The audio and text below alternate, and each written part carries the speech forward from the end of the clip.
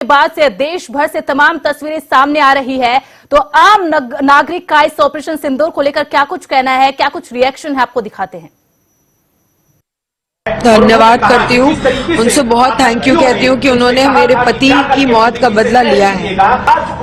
धन्यवाद कहूंगी। मैं बहुत छोटी हूँ, उन्हें कुछ भी कहने या नहीं कहने वाली, लेकिन हाँ, जिस तरीके से हमारे पूरे परिवार को उन पे विश्वास था, उन्होंने उसी तरीके से जवाब देके हमारे विश्वास को कायम रखा है।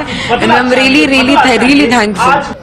जी, वो तो नॉलेज नहीं है, परंतु पहले जो अपने निर्दोष लोग भारत के मारे गए थे वो सुना था, परंतु आज क्या हुआ उसका मालूम नहीं है मेरे को। जो जैसे ही अपन ने बदला लिया इसमें तो हमको बहुत बहुत अच्छा लग रहा है, क्योंकि बदला लेना चाहिए और हम भारत की सेना के साथ हैं और भारत के निवासी और भारत के लिए लड़ने के लिए भी तैयार है। हिंद के लोग और हिंद के साथ रहेंगे।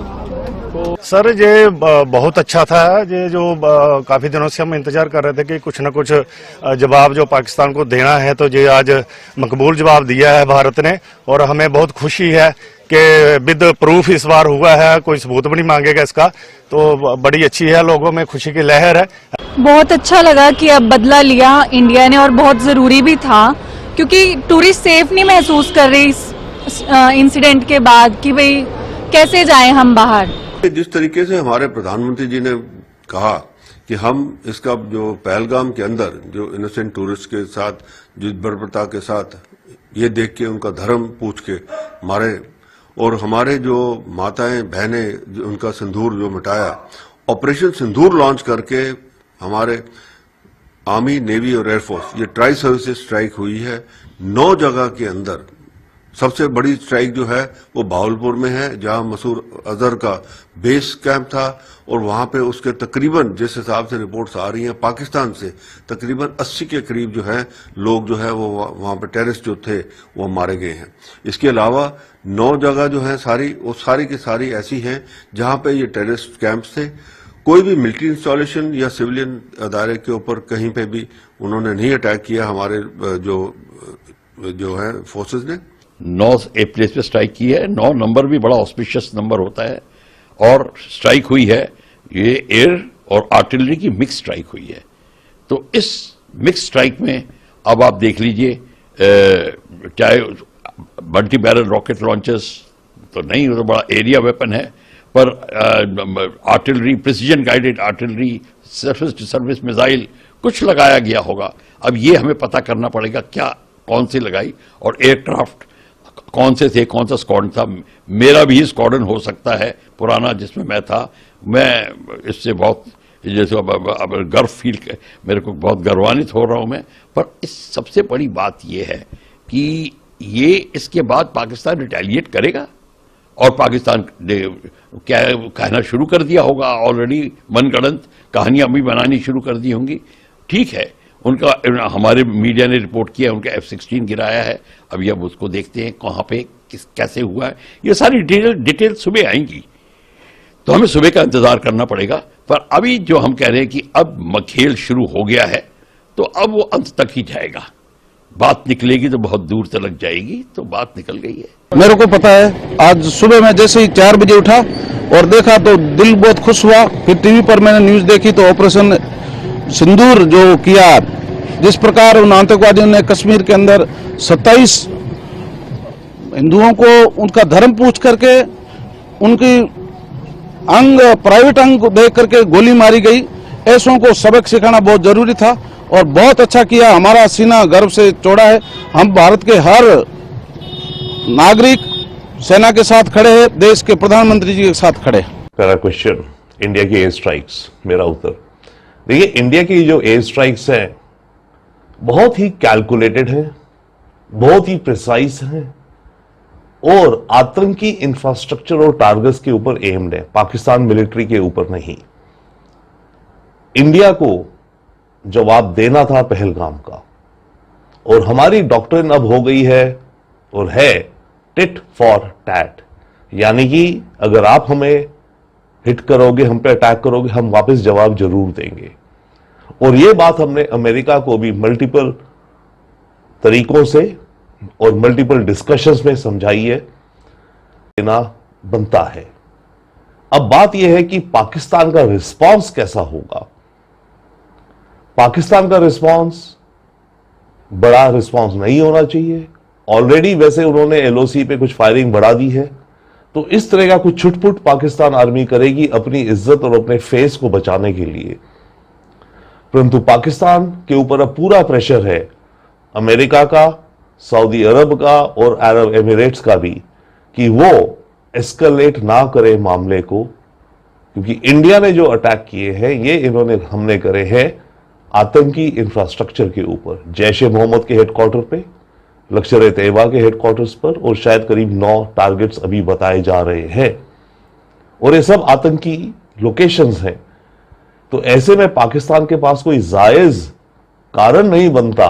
भारत, भारतीयों और भारतीय सेना ने कभी भी आतंकवाद, अलगाववाद को बर्दाश्त नहीं किया है, ना ही करेंगे। भारतीय सेना ने हमेशा से माओ की कोख, बहनों की कलाई और सिंदूर की रक्षा की है। हम भारतीय लोग अहिंसा, सत्य और शांति में विश्वास करने वाले लोग हैं। हम लोगों ने कभी भी किसी का नुकसान नहीं किया, हम लोगों ने कभी भी किसी के साथ गलत नहीं किया, लेकिन अगर हमारे साथ कोई गलत करेगा तो उसको मुंहतोड़ जवाब देना हमें आता है। भारतीय सेना जिंदाबाद, हिंदुस्तान जिंदाबाद, जय हिंद। जान चलेगी जी उसकी तो असां खुश हैं। मैं खुश हूं, खुश वो खुश हैं। उसकी जान चलेगी जी, हमला होया उसकी जान चलेगी तो मैं खुश हूं। भारत ने तुरंत जो है ये इंफॉर्मेशन हमारे एनएसए डोवाल साहब के माध्यम से America, Britain, UAE, Saudi Arabia और रूस को दे दी थी कि हम लोगों ने इन टारगेट्स के ऊपर अटैक किया है, और ये भी बता दिया था पूरी दुनिया को कि भारत ने किसी भी मिलिट्री टारगेट के ऊपर अटैक नहीं किया और ना ही भारत ने किसी सिविलियन टारगेट को एंगेज किया है। हालांकि इस अटैक के तुरंत बाद पूरा जो इलाका है, उरी से लेके पुंछ से लेके किशनगंगा का जो घाटी है वहां से लेके जो अपना बिम्बर गली है, रजौरी है, नौशहरा है, सुंदरबनी है, इस सारे क्षेत्र के अंदर मेंढर से मनकोट तक पूरे के पूरे इलाके के अंदर पाकिस्तान ने ना सिर्फ स्मॉल आर्म फायर खोला बल्कि तुरंत अपनी तोपों का मुंह खोल दिया। भारत के तरफ से भी तोपों का मुंह खुल गया और बड़ी भारी मात्रा के अंदर गोलाबारी शुरू हो गई। भारत ने करीब 4 से 5 पीओके की जो पोजीशंस हैं उन पे बहुत हैवी हमला किया। इस देर रात खबर आने तक जो है ये थी कि अभी भी ये गोलाबारी लगातार चल रही है, और ये जो गोलाबारी का सिलसिला है ये आगे आज दिन के अंदर कहां तक पहुंचेगा, क्या ये फुल फ्लेज वॉर में होगा या ये रुक जाएगा, ये देखना होगा। क्योंकि अमेरिका के जो सेक्रेटरी ऑफ स्टेट है मार्को रूबियो, उन्होंने और अमेरिका के जो एनएसए हैं, इन दोनों ने पाकिस्तान के एनएसए और आईएसआई के जो चीफ है जनरल आसिम मलिक, उनसे बात की और उन्होंने बिल्कुल क्लियर वर्ड्स में कहा है कि पाकिस्तान अब इस बात के ऊपर आगे अटैक या कोई लड़ाई को नहीं बढ़ाएगा। बिल्कुल सही स्टिक एयर स्ट्राइक जो है ये हो पाई और सभी देशवासी बिल्कुल खुश हैं, क्योंकि काफी दिनों से इस चीज का इंतजार किया जा रहा था कि कब उसका बदला जो है लिया जाएगा। और अभी आने वाले समय में और देखो कि क्योंकि हमारा एक ही मकसद है देशवासियों का कि आतंकवाद का नाम खत्म होना चाहिए। तो हमें गर्व है, लेकिन मेरी अपनी सोच है कि अब तो लगे हाथ पीओके पे चले जाना चाहिए, तिरंगा वहीं लगा देना चाहिए, क्योंकि हमारा अपना कश्मीर है। वो तो किन्हीं गलतियों से उनके पास चला गया, लेकिन अपना ही हमारा कश्मीर है। पीओके का नाम बदल के JNK हो जाना चाहिए। हम तो यही उम्मीद अपनी सेना से करते हैं और हमें विश्वास भी है, पूर्ण विश्वास है कि ऐसा ही करके छोड़ेगी हमारी सेना। जो पहला हमला एयर स्ट्राइक का हुआ था तो उसमें हमारे जो एयरप्लेन्स थे वो LOC क्रॉस करके पानीपत पाकिस्तान के एरिया में गए थे, लेकिन ये एयर स्ट्राइक ऐसी है जिसमें हमने LOC को क्रॉस नहीं किया, जिसमें हमने अपनी ही सीमा में रह करके ये जो हमने मिसाइल अटैक किया है। तो बेसिकली पाकिस्तान ये भी नहीं बोल सकता कि हमारा एयर स्पेस को उन्होंने वायलेट किया है, और दूसरी बात ये भी नहीं बोल सकता कि हमने अटैक नहीं किया है, क्योंकि उसके हमारे पास पूर्णतः सबूत हैं। तो ये हमला जो है पुराने हमले से, बालाकोट हमले से ज्यादा घातक है, उसका ज्यादा घातक जवाब दिया गया है, क्योंकि ये हमला जो है बावलपुर के एरिया में किया गया है, जहां पर हाफिज सईद और बड़े बड़े जो लश्कर तोयबा के आतंकी कैंप हैं उसको नस्ते नाबूद किया गया है। देश में लोगों को कोई डर नहीं है, सारा पर हमारा पूरा विश्वास है, और मेरी सभी भारतवासियों से अपील भी है कि ऐसे समय पर सब मिलजुल कर रहे और जो भी मॉक ड्रिल में निर्देश दिए गए हैं उनका सही से पालन करें, ब्लैकआउट के टाइम बिल्कुल लाइट्स बंद कर दें और आपस में कोऑपरेट करें और सरकारी जो भी इंस्ट्रक्शन आती है उनका पालन करें। जो हमारी सेना ने एक्शन लिया है बहुत ही अच्छा एक्शन लिया है। अगर दोबारा ऐसी हरकत करेंगे तो हम पाकिस्तान का नामो निशान मिटा देंगे। तो क्या लगता है कि मुकम्मल जवाब दिया गया या इससे और बड़ी कार्रवाई होनी चाहिए?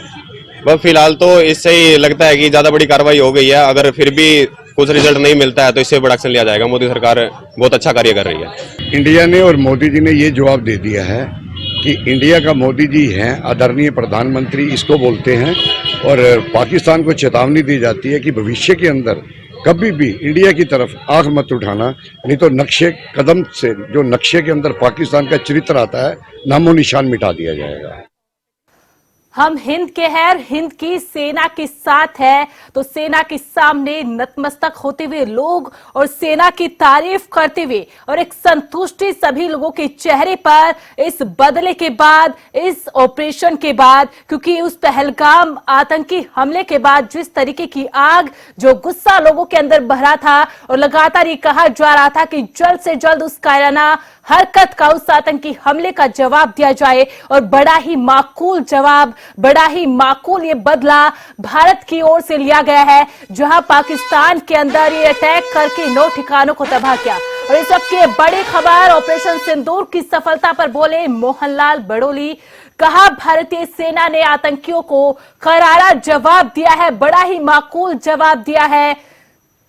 आतंकवादियों ने साजिश के तहत धर्म को टारगेट करके ये हमला किया था। तो मोहनलाल बड़ोली ने भी अब भारतीय सेना की तारीफ की और कहा कि हमारी बहनों के साथ जो अन्याय हुआ उसका बदला हमारी सेना ने ले लिया। भारतीय सेना को इस सफल ऑपरेशन की, ऑपरेशन सिंदूर की बधाई। 140 करोड़ लोग प्रधानमंत्री नरेंद्र मोदी के फैसले के साथ खड़े हैं। प्रधानमंत्री नरेंद्र मोदी ने देश की इच्छा को पूरा किया, वो इच्छा जो लगातार लोगों के जहन में थी कि कब पाकिस्तान से, कब आतंकवादियों से बदला लिया जाएगा, जिन्होंने पहलगाम कायराना हरकत को अंजाम दिया। और ऑपरेशन सिंदूर की सफलता पर मोहनलाल बड़ोली ने कहा कि भारतीय सेना ने आतंकियों की कमर तोड़ने का काम किया है, आतंकियों को बड़ा ही माकूल जवाब दिया। आतंकवादी जिन्होंने साजिश के तहत धर्म को टारगेट करके ये हमला किया, हमारी बहनों के साथ जो अन्याय हुआ उसका बदला आज हमारी सेना ने ऑपरेशन सिंदूर के तहत ले लिया। भारतीय सेना को इस सफल ऑपरेशन की बधाई भी मोहनलाल बड़ोली ने दी है और साथ ही कहा कि 140 करोड़ लोग, पूरा देश प्रधानमंत्री नरेंद्र मोदी के फैसले के साथ खड़ा है। सेना के द्वारा ऑपरेशन सिंदूर, और ये ऑपरेशन सिंदूर उन 26 बहनों की जो सिंदूर को उजाड़ने का काम 22 अप्रैल 2025 को जम्मू कश्मीर के पहलगाम तीर्थ यात्रियों के साथ जिस प्रकार से आतंकवादियों ने जो बहुत बड़ी साजिश के तहत और धर्म को टारगेट करते हुए जो उनकी मंशा थी, जिस प्रकार से परिवार के सामने गोली से उस परिवार को उजाड़ने का काम किया था, और देश के प्रधानमंत्री नरेंद्र मोदी जी ने जो 23 अप्रैल को ही प्रेस के सामने पूरे देश के, दुनिया के सभी लोगों को एक संदेश दिया था कि जो 22 अप्रैल की आतंकवादी घटना पहलगाम में जिन लोगों ने उसको अंजाम देने का काम किया है, जिन लोगों ने उसको पालने परोसने का काम किया है, जिन्होंने उनको ट्रेनिंग देने का काम किया है, उनको भी एक ऐसा सबक सिखाने का काम भारत सरकार करेगी जो आगे भविष्य में इस प्रकार की सोच भी ना रखें। और 15 दिन के बाद भारतीय सेना ने और भारत के प्रधानमंत्री नरेंद्र मोदी जी के साहस से लिया गया ये जो फैसला, और पाकिस्तान में 9 ठिकानों पर जिस प्रकार से उन आतंकवादियों ने जहां ट्रेनिंग लेने का काम किया, जहां से उन्होंने अपनी योजना और साजिश रचने का काम किया, उन सब ठिकानों को ध्वस्त करने का काम किया। तो इस ऑपरेशन सिंदूर के बाद तमाम प्रतिक्रियाएं भी सामने आ रही है और देश के आम नागरिक के भी रिएक्शंस आपको दिखा रहे हैं किस तरीके से देश के अंदर एक संतुष्टि है कि पहलगाम आतंकी हमले का बदला लिया गया है। और लगातार आपको वो जानकारी भी दे रहे हैं कि किस तरीके से ह्यूमन इंटेल के आधार पर प्रिसाइज तरीके से इस ऑपरेशन को अंजाम दिया गया, जिसके अंदर 9 टारगेट थे, 9 आतंकवादियों के बेस कैंप, उनके हेडक्वार्टर को इस ऑपरेशन सिंदूर के अंदर ध्वस्त किया गया, जिसमें पीओके के अंदर मुजफ्फराबाद के अंदर लश्कर के स्वाई नाला ट्रेनिंग सेंटर को सबसे पहले टारगेट किया गया, सबसे पहले हिट किया गया। सोनभद्र, गुलमर्ग और पहलगाम हमले के आतंकियों ने यहीं पर ट्रेनिंग ली थी और साथ ही साथ आपको ये तस्वीरें भी पूरे देश भर से दिखा रहे हैं किस तरीके से लोग जश्न मना रहे हैं, कितने खुश लोग यहाँ पर नजर आ रहे हैं, एक संतुष्टि उनके चेहरे पर नजर आ रही है। सेना के पराक्रम का लोहा वो मान रहे हैं, सेना के नतमस्तक वो कर रहे हैं, सेना की वाहवाही यहाँ पर की जा रही है। लगातार सेना के यहाँ पर जो ऑपरेशन अंजाम दिया उसकी सराहना की जा रही है और साथ ही साथ आपको ये भी इंफॉर्मेशन दे दे जो 9 टारगेट थी, जो 9 लोकेशन जिनको ध्वस्त किया गया, कितनी सटीक ये जानकारी थी, कितना प्रिसाइज ये मिसाइल अटैक था, जिसमें कोटली का लश्कर का गुरपुर कैंप था। पुंछ में 2023 में श्रद्धालुओं पर जो हमला किया गया था, उनके आतंकियों ने यहीं पर ट्रेनिंग ली थी, यहीं पर ट्रेंड हुए थे। भिंबर का बरनाला कैंप जहां पर आतंकवादियों को हथियार चलाना सिखाया जाता है, कोटली का बास कैंप एक और आतंकवादी की लोकेशन जहां पर एलओसी से 13 किलोमीटर दूर ये है, यहां पर फिदाइन को तैयार किया जाता है। वही सियालकोट का सर्जिकल कैंप जो मार्च 2025 में पुलिस जवानों की हत्या के आतंकवादियों को भी सियालकोट के सर्जिकल कैंप में ट्रेनिंग दी गई थी।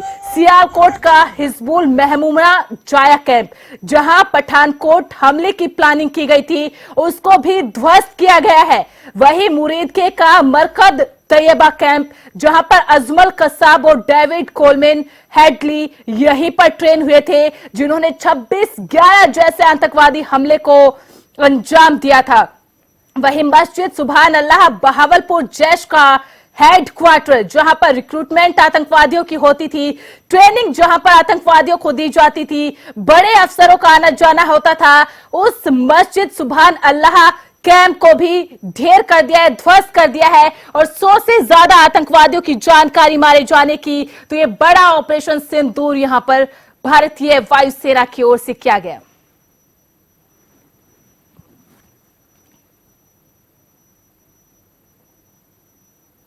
इसी बीच एक और बड़ी खबर आपके साथ साझा कर दे, एक और बड़ी जानकारी। राष्ट्रपति द्रौपदी मुर्मू से प्रधानमंत्री नरेंद्र मोदी की राष्ट्रपति भवन के अंदर मुलाकात हुई है। ऑपरेशन सिंदूर की सफलता की जानकारी प्रधानमंत्री नरेंद्र मोदी ने राष्ट्रपति द्रौपदी मुर्मू से साझा की है और ये तस्वीर भी आपको दिखा रहे हैं।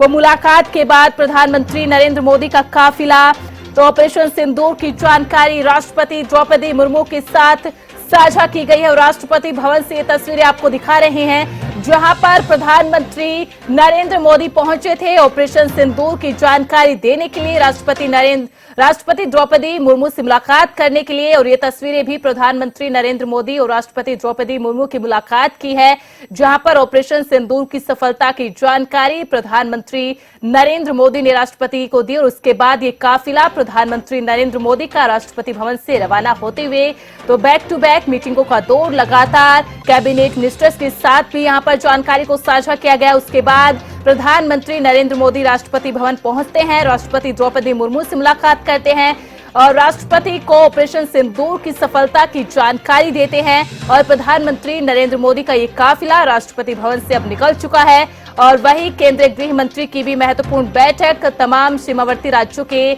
मुख्यमंत्रियों के साथ है। वही कांग्रेस वर्किंग कमेटी की भी आज एक मीटिंग है और कल 11 बजे एक सर्वदलीय मीटिंग जिसके अंदर तमाम विपक्षी दलों को इस ऑपरेशन सिंदूर की जानकारी दी जाएगी। तो प्रधानमंत्री नरेंद्र मोदी का ये काफिला राष्ट्रपति भवन से निकलते हुए जहां पर प्रधानमंत्री नरेंद्र मोदी ने राष्ट्रपति भवन पहुंचकर राष्ट्रपति मुर्मू से मुलाकात की और इस ऑपरेशन सिंदूर की तमाम जानकारी को राष्ट्रपति मुर्मू के साथ शेयर किया, साझा किया और उसके बाद राष्ट्रपति भवन से प्रधानमंत्री नरेंद्र मोदी का ये काफिला और ये वो तस्वीरें जो प्रधानमंत्री नरेंद्र मोदी राष्ट्रपति से मुलाकात की। और अब आपको दे दें कि किस तरीके से भारत में अलर्ट मोड पर है। 10 एयरपोर्ट को बंद कर दी गए। Air India, Indigo, spice jet ने सभी यात्रियों से भी अपील की है। श्रीनगर, जम्मू, लेह, चंडीगढ़, बीकानेर, जोधपुर, राजकोट, अमृतसर, भुज और जामनगर के अंदर उड़ानों पर रोक लगा दी गई है। देश भर में इंडिगो एयरलाइंस के 160 डोमेस्टिक फ्लाइट्स को भी कैंसिल कर दिया गया है। इसके अलावा दिल्ली एयरपोर्ट पर अलग अलग एयरलाइंस की 20 फ्लाइट्स को भी कैंसिल किया गया है। जम्मू कश्मीर, पंजाब, राजस्थान के कई जिलों के अंदर स्कूल, शिक्षण संस्थानों को बंद कर दिया गया। महत्वपूर्ण संस्थानों, संवेदनशील इलाकों के अंदर सुरक्षा के पुख्ता इंतजाम कर दिए गए हैं। तो देश के 11 एयरपोर्ट 10 मई तक बंद रहेंगे। Air India, Indigo, spice jet ने यात्रियों के लिए भी एक एडवाइजरी जारी की है। इसके अलावा श्रीनगर, बीकानेर, धर्मशाला, अमृतसर, जम्मू, जोधपुर, राजकोट, लेह, चंडीगढ़, भुज और जामनगर के अंदर भी उड़ानें फिलहाल के लिए रोक दी गई है। देश भर में इंडिगो एयरलाइंस के 160 डोमेस्टिक फ्लाइट्स को रद्द कर दिया गया है। दिल्ली एयरपोर्ट पर भी अलग अलग एयरलाइंस की 20 फ्लाइट्स को कैंसिल कर दिया गया है। इसके अलावा जम्मू कश्मीर, पंजाब, राजस्थान के अंदर कई जिलों के अंदर स्कूलों को बंद कर दिया गया। महत्वपूर्ण संस्थानों में, संवेदनशील इलाकों के अंदर सुरक्षा के पुख्ता इंतजाम कर दिए गए हैं। सुरक्षा को बढ़ा दिया गया है। तो अब भारत लगातार एहतियातन के तौर पर बड़े कदम उठा रहा है, लगातार अलर्ट मोड पर है और लगातार जितने भी जो महत्वपूर्ण एयरपोर्ट थे वहां पर फ्लाइट्स को रोक दिया गया है। जो शिक्षण संस्थान थे सीमावर्ती राज्यों के अंदर उनको बंद कर दिया गया है और पाकिस्तान को जो मुंह तोड़ जवाब दिया गया है। जिन लोकेशंस को टारगेट किया गया है उन लोकेशंस को भी बार बार आपको लगातार यहां पर दिखा रहे हैं कि किन लोकेशंस को यहां पर टारगेट किया गया है और आतंकियों की बेस कैंप को, आतंकियों की हेडक्वार्टर को यहां पर ध्वस्त किया गया। और उसके बाद लगातार भारत सरकार भी अलर्ट मोड पर है। तमाम सुरक्षा के इंतजाम यहां पर किए जा रहे हैं। तमाम कड़े कदम यहां पर भारत सरकार की ओर से उठाए जा रहे हैं, चाहे वो महत्वपूर्ण एयरपोर्ट्स को बंद करना हो या फिर शिक्षण संस्थान हो, जो सीमावर्ती राज्य है उनके अंदर उनको बंद करना हो, सीमावर्ती राज्यों के साथ केंद्रीय गृह मंत्री की वो मीटिंग हो जिसके जो अभी फिलहाल चल रही है। तो जम्मू कश्मीर, पंजाब और राजस्थान के कई जिलों के अंदर स्कूल, शिक्षण संस्थान बंद कर दिए गए हैं और जो संवेदनशील इलाके हैं, महत्वपूर्ण संस्थान है, वहां पर भी सुरक्षा के इंतजाम कर दिए गए हैं। सुरक्षा को बढ़ा दिया गया है। 11 एयरपोर्ट्स को 10 मई तक के लिए बंद कर दिया गया है। सुरक्षा कारणों के चलते बड़े फैसले लिए जा रहे हैं जिसमें श्रीनगर, चंडीगढ़, अमृतसर, लेह, भुज, जामनगर, इन पर सभी एयरपोर्ट्स को बंद कर दिया गया है। इसके अलावा जो सीमावर्ती राज्य है, खासकर सीमावर्ती राज्यों के अंदर स्कूलों को, शिक्षण संस्थानों को बंद कर दिया गया है और जो महत्वपूर्ण स्थल है, जो संवेदनशील इलाके हैं, वहां पर भी सुरक्षा के पुख्ता इंतजाम यहां पर किए जा रहे हैं। और लगातार आपको ये भी जानकारी दे रहे हैं कि किस तरीके से भारत सरकार लगातार बड़े कदम उठा रही है, किस तरीके से बैक टू बैक मीटिंग करके, बैक टू बैक बैठ के लेकर तमाम इंतजाम अब केंद्र सरकार की ओर से, राज्य सरकारों की ओर से किए जा रहे हैं। इसके अलावा आपको ये भी बता रहे हैं कौन सी वो 9 लोकेशंस थी जिनको टारगेट किया गया है। आतंकवादियों के हेडक्वार्टर को ध्वस्त किया गया है, जिनमें सियालकोट है, कोटली का बास कैंप है, मुर्दके का मरकज तैयबा कैंप है, मस्जिद सुभान अल्लाह बहावलपुर की है जिनको टारगेट किया गया था। जैश ए मोहम्मद का ठिकाना मरकज सुभान अल्लाह कैंप बहावलपुर के अंदर, उसको टारगेट किया गया। लश्कर ए तैयबा का ठिकाना मरकज तैयबा मुरीदके के अंदर।